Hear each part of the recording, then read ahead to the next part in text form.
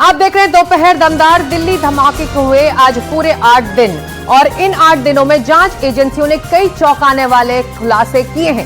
छानबीन के दौरान आतंकियों के उन खतरनाक मंसूबों का भी पर्दाफाश हुआ है जिससे वह भारत को दहलाने वाले खौफनाक साजिश को रच रहे थे। इसके लिए उन्होंने कई घातक हथियार भी तैयार करने का पूरा ब्लूप्रिंट बना लिया था और उस पर वो लगातार काम भी कर रहे थे। लेकिन इस बीच दिल्ली धमाके में जुटी एजेंसियों ने आतंकियों की पूरी साजिश को डिकोड कर लिया। आज हम आपको उनकी एक एक नापाक मंसूबे को आपके सामने बेनकाब करेंगे। फिलहाल 8 तस्वीरें आपके टेलीविजन स्क्रीन पर दिख रही हैं। साजिश के तार जुड़ रहे हैं, आतंक के कितने हथियार हैं, ये सब आपको अगले आधे घंटे तक हम बताएंगे।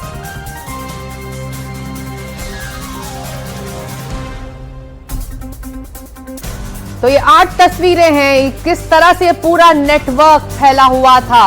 उत्तर प्रदेश, दिल्ली, जम्मू कश्मीर, तमाम तार जुड़ते दिखाई दे रहे हैं और पिछले कई लंबे वक्त से इस टेरर नेटवर्क का फैलाव हो रहा था जिसकी परतें अब जांच एजेंसियों ने खोलनी शुरू कर दी हैं। तो दिख रहा है कि कितना बड़ा ये नेटवर्क था और बड़े खतरनाक मंसूबों की तैयारी ये सभी रेडिकलाइज्ड यूथ जो है जो इस नेटवर्क से जुड़े हुए हैं वो कर रहे थे।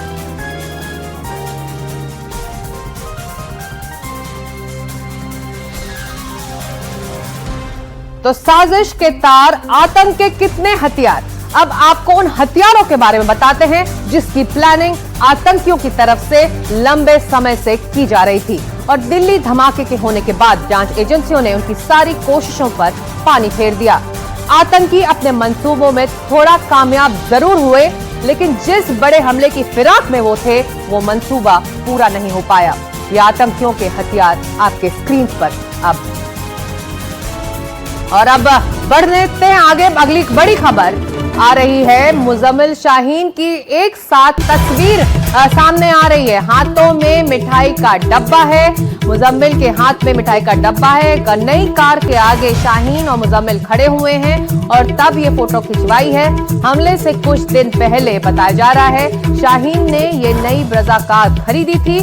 10 दिन पहले की ये तस्वीरें, हमले से करीब 10 दिन पहले ये कार ही खरीदी गई थी जिसके बाद दोनों ने ये तस्वीर खिंचवाई है। डॉक्टर शाहीन और डॉक्टर मुजम्मिल शकील की ये तस्वीर आपने टेलीविजन स्क्रीन पर दिख रहे हैं। दोनों दिल्ली हमले मामले में गिरफ्तार हो चुके हैं। और चंदन और रवीश रंजन शुक्ला हमारे साथ अब जुड़ रहे हैं, चलते सीधे उनके पास। रवीश, ये तस्वीर बता रही है कि किस तरह से तमाम तैयारियां की जा रही थी, सब कोई साथ था और किस तरह से अंडरकवर होके पढ़े लिखे यूथ का बहाना देकर इस पूरे नेटवर्क को आगे खतरनाक मंसूबों की तरफ बढ़ाया जा रहा था। जी बिल्कुल, क्योंकि ये जो तस्वीर आई है, आमतौर पर शाहीन साइद जो है वो सार्वजनिक तौर पर बहुत कम लोगों से बातचीत करती थी, बहुत कम तस्वीरें खिंचवाती थी और यही वजह है कि इस तस्वीर में भी देखिए वो बहुत ज़्यादा कंफर्टेबल नहीं दिख रही है। लेकिन ये जो ब्रेजा गाड़ी है ये 10 दिन पहले खरीदी गई थी और यही वजह है कि ये गाड़ी की फंडिंग कैसे हुई, इस टेरर फंडिंग कहाँ से हो रही थी। 3 शहरों के तकरीबन 7 बैंक ऐसे खाते हैं जिन पर शाहीन सईद के उन पर जो है वो जांच हो रही है कि आखिर ये पैसा कहां से आ रहा था। क्योंकि आपने देखा कि इस ब्रीजा गाड़ी से पहले भी जो 2 गाड़ियां खरीदी थी, i20 गाड़ी खरीदी थी वो 1,70,000 रुपए की खरीदी थी, वो रॉयल कारजोन से खरीदी थी और उसमें कैश पैसा दिया गया था। इसी तरीके से इको स्पोर्ट्स जो गाड़ी है उसको भी फर्जी पते से उमर ने, जो कि बम धमाके में मारा गया, उसने उसको खरीदा था फर्जी पते से। तो अब इस गाड़ी के बारे में भी जो है ये कहा गया कि ये 10 दिनों तक जब से खरीदी गई उसके बाद में कैंपस में खड़ी रही और इस गाड़ी का इस्तेमाल भी उन बम धमाकों में होना था और इस गाड़ियों का इस्तेमाल क्यों किया जा रहा था और करने का इरादा था। धमाके से पहले ये गाड़ी 10 दिन पहले ये गाड़ी खरीदी गई थी जिसकी तस्वीर सामने है। चंदन, आप लगातार वहां बने हुए हैं जहां पर ईडी लगातार छापेमारी कर रहा है। शेल कंपनियां, जिस तरीके से फंडिंग हुई, ये तमाम परतें अब ईडी के छापे में सामने आ रही हैं।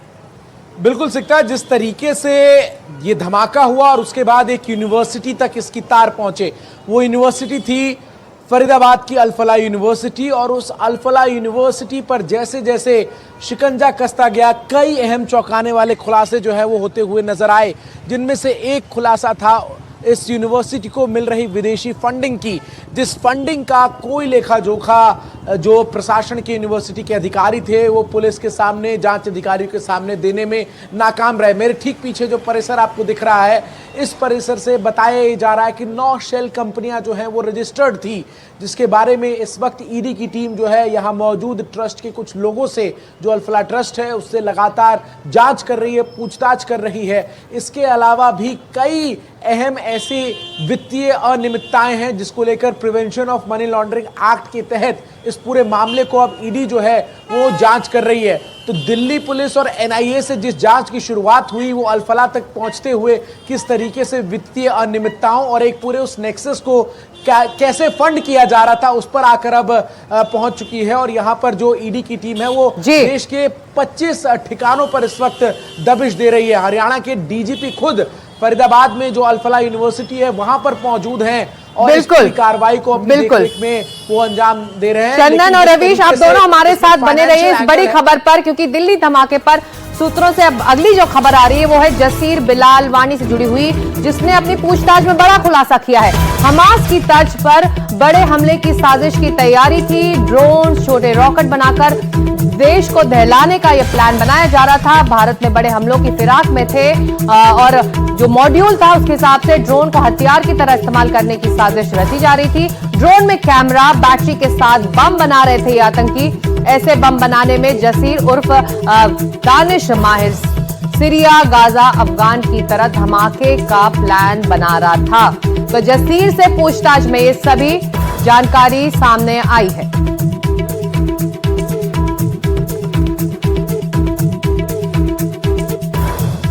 तो ये 3 तस्वीरें आप देख रहे हैं, हमास की तर्ज पर धमाके की साजिश रची जा रही थी। इस बीच अल-फलाह यूनिवर्सिटी पर लगातार जांच एजेंसियों का शिकंजा कसा हुआ है और एक और संदिग्ध इस पूरे मामले में अब गिरफ्तार भी किया गया है। तो ईडी, एनआईए लगातार दबिश उन्होंने तेज की हुई है। देश के अलग अलग ठिकानों पर छापेमारी तेज हो रही है ताकि इस बड़े टेरर नेटवर्क का परतें खुल जाए।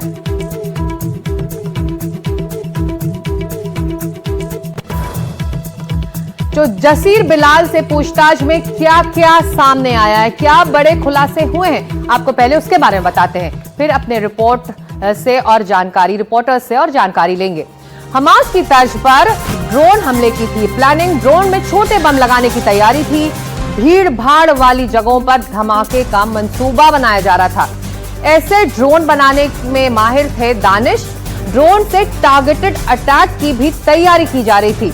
सीरिया, गाजा, अफगानिस्तान में ऐसे हमले होते रहे हैं। हमास मॉडल को भारत में कॉपी करने की कोशिश ये टेरर नेटवर्क कर रहा था। नापाक धमाके की प्लानिंग से पहले मंसूबा ही फेल हो गया।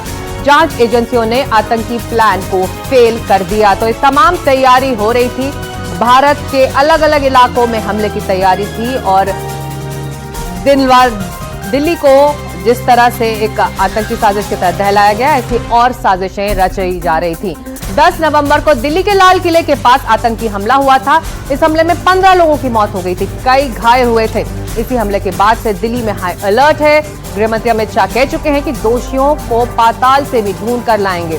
और इसी सब के बीच जांच एजेंसियां लगातार इस आतंकी मॉड्यूल पर एक के बाद एक खुलासे कर रही हैं।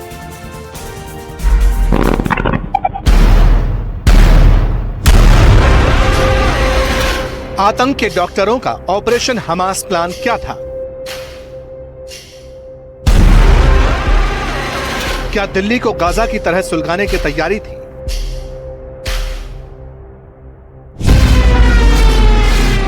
किसके इशारे पर देश में रॉकेट लॉन्चर्स और ड्रोन अटैक का बारूदी बटन ऑन होने वाला था?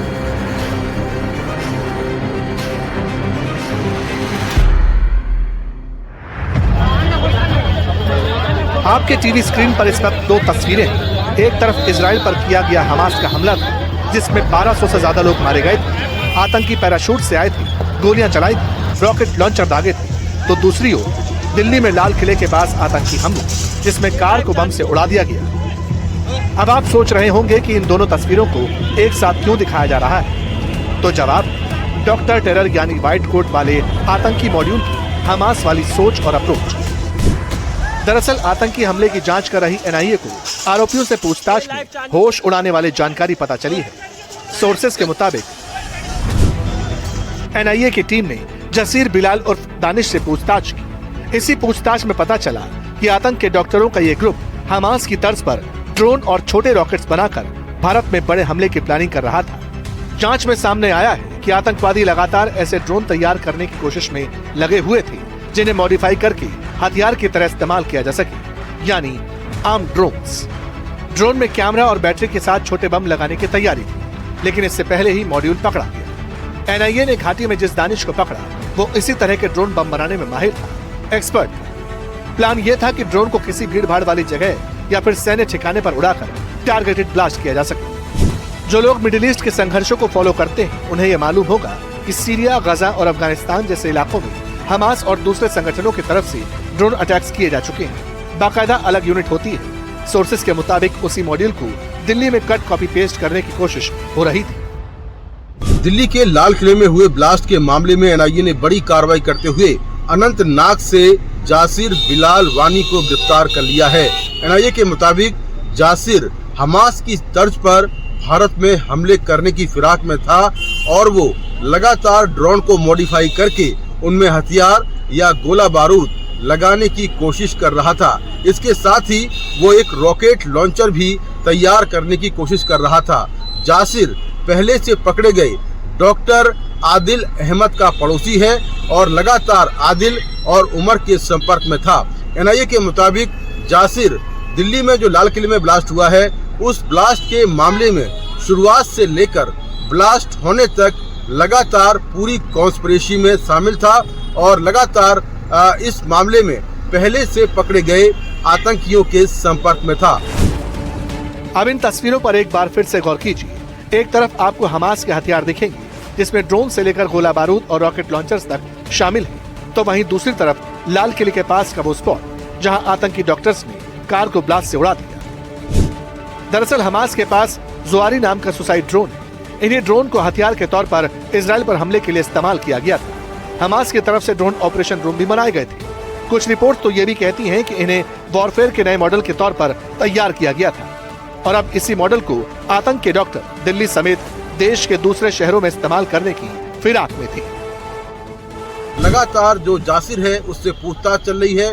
एनआईए की टीम जासिर को लेकर दिल्ली पहुंच गई है और यहां उसे कल पटियाला हाउस कोर्ट में पेश किया जाएगा। तो अपने आप में ये बहुत बड़ी गिरफ्तारी, क्योंकि जो जासिर है वो टेक्निकल रूप से बहुत स्ट्रॉन्ग है और ड्रोन को मॉडिफाई करके उसमें विस्फोटक लगाकर या बम लगाकर हमला करने की फिराक में था और दूसरा रॉकेट लॉन्चर भी ये तैयार कर रहा था। ये भी बड़ी जानकारी निकलकर सामने आई है।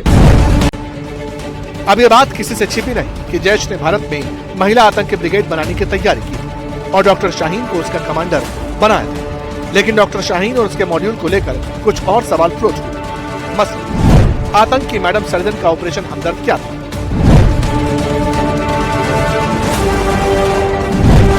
मैडम एक्स और मैडम जेड से आतंक के डॉक्टरों को क्या ऑर्डर मिल रहे थे?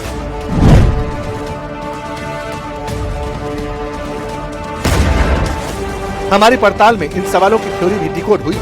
पता चला है कि डॉक्टर शाहीन को नेटवर्क में मैडम सर्जन के नाम से बुलाया जाता था। उसके फोन में 2 रहस्यमयी नंबर मिले जो कि मैडम एक्स और मैडम जेड के नाम से सेव थे। इन दोनों से ही सबसे ज्यादा कॉल्स और मैसेजेस आते थे।